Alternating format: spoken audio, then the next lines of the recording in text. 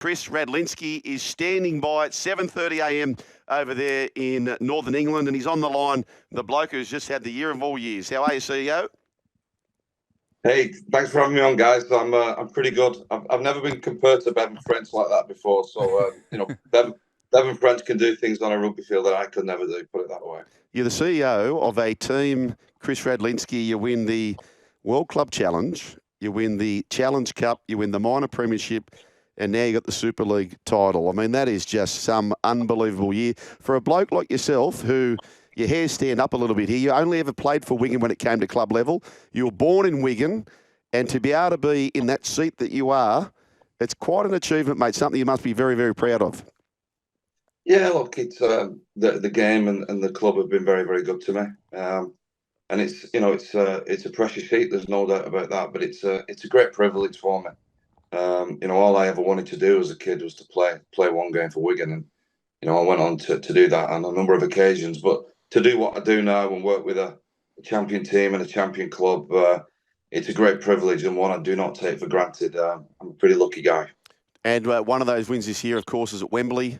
One's at Old Trafford, where the great Sir Alex Ferguson, so famous for his appearances there and what he achieved. Now, I understand that he presented the jerseys to your team. Is that right? And if that's so, how did that come about? Yeah, he did. It was through a friend of a friend, really. And we called in a favour. And then he came into the team hotel the night before the game.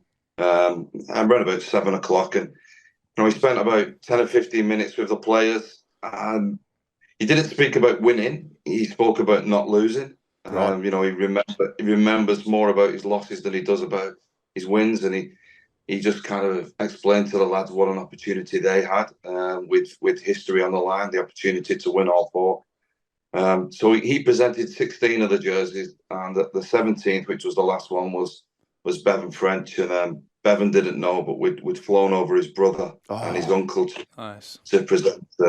So his uncle's a bit of a character. He sends Bevan videos about how he should be playing, etc. And the coach always plays them in the meeting. And so when he walked in the room, he probably got a bigger round of applause than Sir Alex did. Wow. To be honest, it was amazing. It was an amazing moment, and Bevan is the coolest character in the world, but to see him overcome with emotion was pretty special. Missile very clear to me then. So if this World Club Challenge gets up, Sir Alex Ferguson had 16 cracks at trying to win the Rob Burrow medal.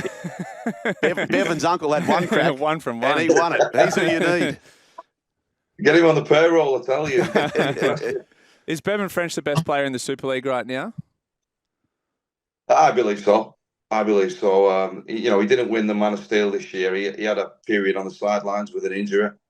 But he has got a box of tricks. He can do everything on the rugby field. But probably that's not the reason why Matt Peat, our head coach, or our players love him. He leads the effort areas in games as well. When your superstar is leading the kick chase, or is putting his shoulder in, or is driving standards in training, your team's in a really good place. So, the biggest players and the best players do it on the big occasions. And as you said right at the start there, he's won man of the match in every big game this year. He won man of the match against Penrith as well. Oh, so wow. he's doing things the right way. No doubt that will have drawn the attention of many NRL scouts. How long have you got him locked up for, and would you like to keep him at Wigan for life? Yeah, listen, I've got him another 2 years after this. I think it's 3 years after this. But he's happy, and I think the game over here suits him as well. Bevan's a pretty chilled out guy, and with all due respect, in the UK we're not front page news. We're not all over the back pages. I think he likes the fact that he can walk down the street and probably nobody knows him over here. He's a very chilled out, low maintenance guy, and he's certainly loved and adored by our fans, and he has that unique thing, which is other fans love him as well, and I think that's really, really special. So I'd love nothing more for him to finish his career here. He's made a lot of friends in the way he goes about his business, and I know he's very happy at the moment. Chatting with Wigan CEO and champion player himself, Chris Radlinski, the CEO of Wigan. Now, Chris, you are making headlines over here, and I actually don't think I've can recall a time in recent times anyway where the English teams and the Super League have found so much time in the papers over here in Australia, and which is a great thing for both games, really. The interest in rugby league is absolutely flying, particularly down here in the Southern Hemisphere. The big comments are around more or less straight after the grand final. You more or less said, look, we'll play the World Club Challenge anytime, anywhere, along those lines. You were keen to play them. But Penrith, with Nathan Cleary, who's come out on social media and said, look, he admits that logistics are hard, and I'm paraphrasing. However, what about the idea of potentially playing the World Club Challenge mid-season or during season for the Magic Round here in Australia? Is that something that is at all logistically possible? Is it something that at all Wigan would entertain? Yeah, look, I've been reluctant to enter the conversation until we'd won the final and we were in the game. So I'd read all the comments and I'd heard what people have said about the logistics, etc. But I see our role as really important in this. We represent a very honest and very humble town, and if we have an opportunity to play in a World Club game against one of the outstanding teams of all time in the Penrith Panthers, no matter where in the world it is, we'll take it. You have to, yeah. And I think, will it be difficult? Will flights and recovery time, etc. I think you can come up with 100 excuses why it shouldn't happen. But if you asked every single player, or if you asked my head coach, would they want to, and would they want to, potentially fly to the other side of the world at the drop of the hat? Every single one of them would snatch your hand off. Rugby league is a short career, and you've got opportunities to do things that nobody else does. So it's a great privilege.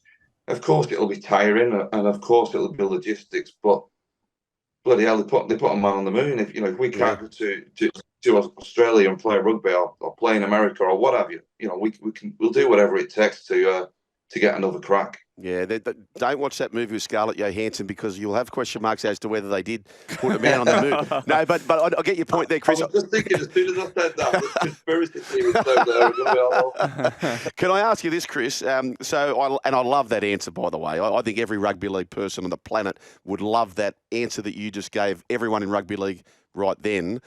Do you think, say it was Nathan's idea and it was during Magic Round, do you think the Super League would be accommodating to allow you guys to structure the draw so that, to the point where you could come out and attack such a thing?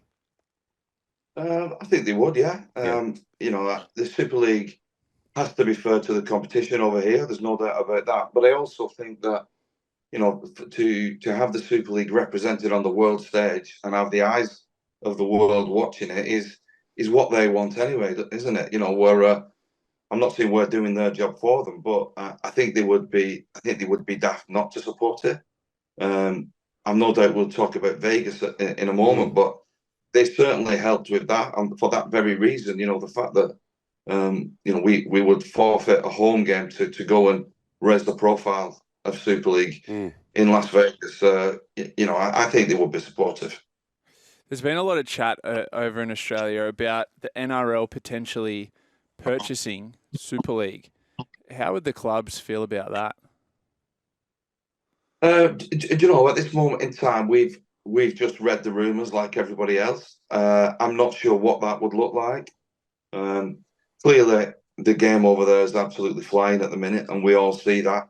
And it's well documented that we've just gone through a round of negotiations with our broadcasting, and our deals dropped again, which is really significant. But there's a plan in place with our strategic partners, IMG, to try and get the game back where it should be, and alongside the NRL.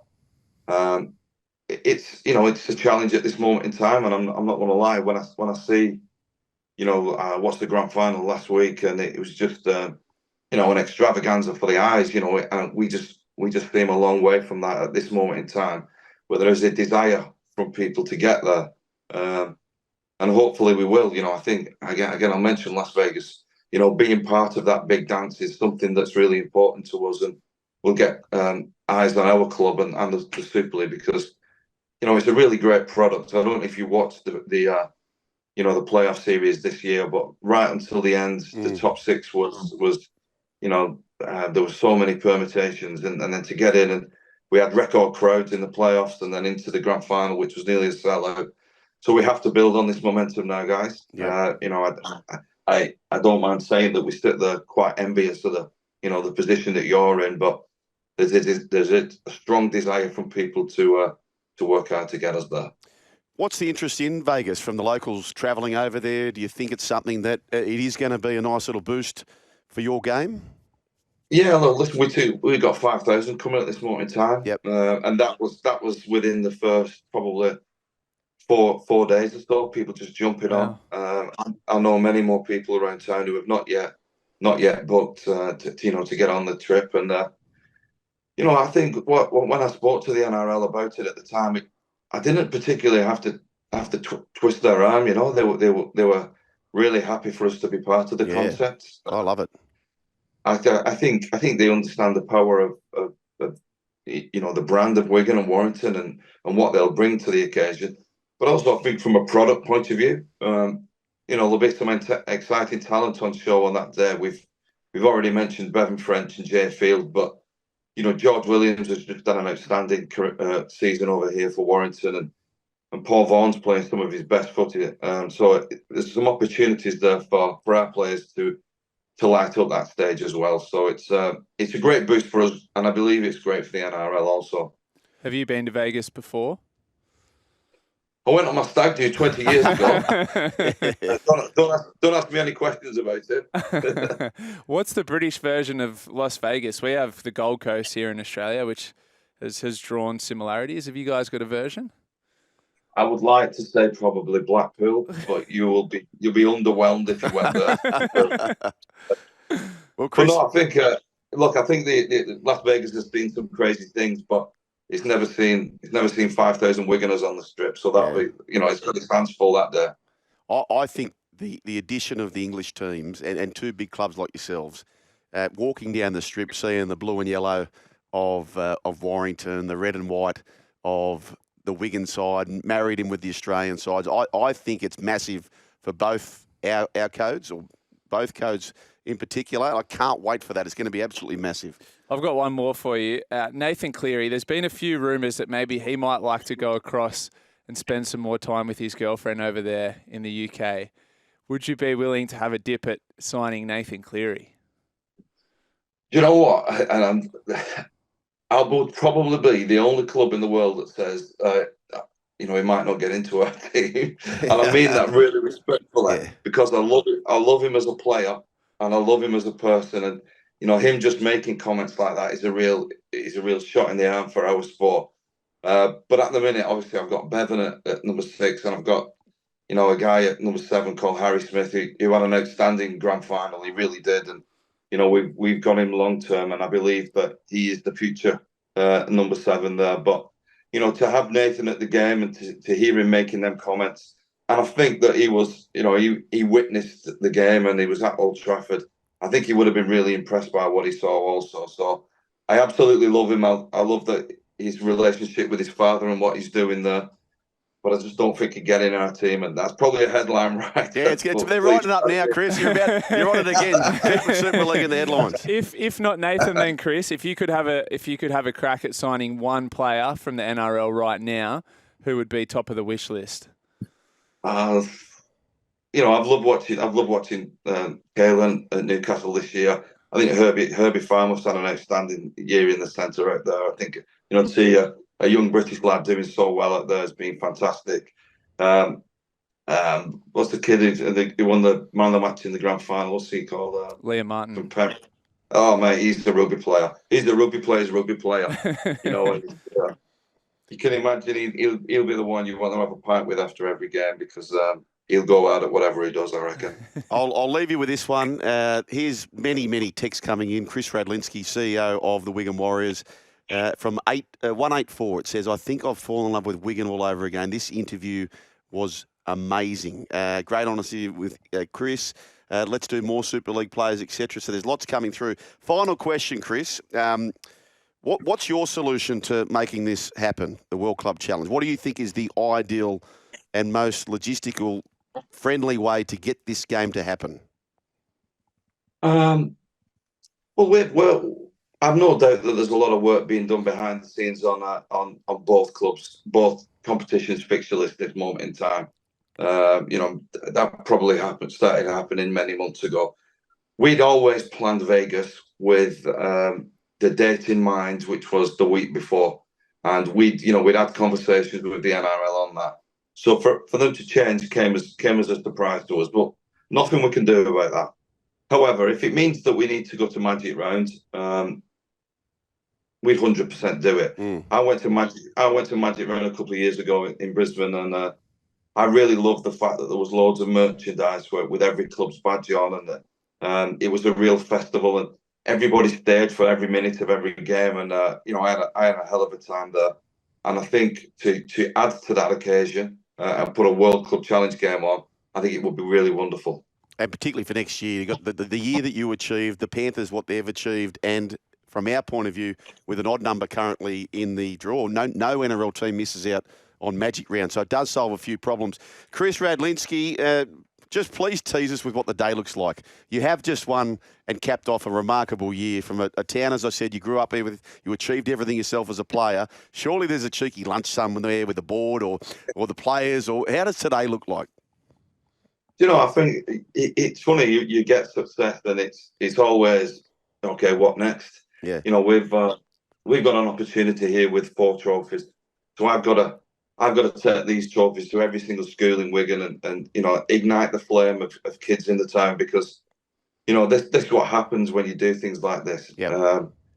Kids want to grow up being the Bevan Frenches of this world, the Jay Fields of this world. So we've got a job to do to connect with our community and make them feel part of this journey, because they have been all year. They've come out in numbers.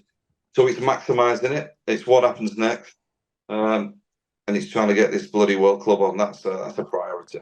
Chris Radlinski, well said. The board's lit up. They love you. And I love how you shared that with the community. And that's what they want to hear. We love hearing you. We'd love to get you back on. Chris Radlinski, thanks for being a part of the run home with Joel and Fletch today, the Missile. Cheers, guys. I appreciate you. Thank you.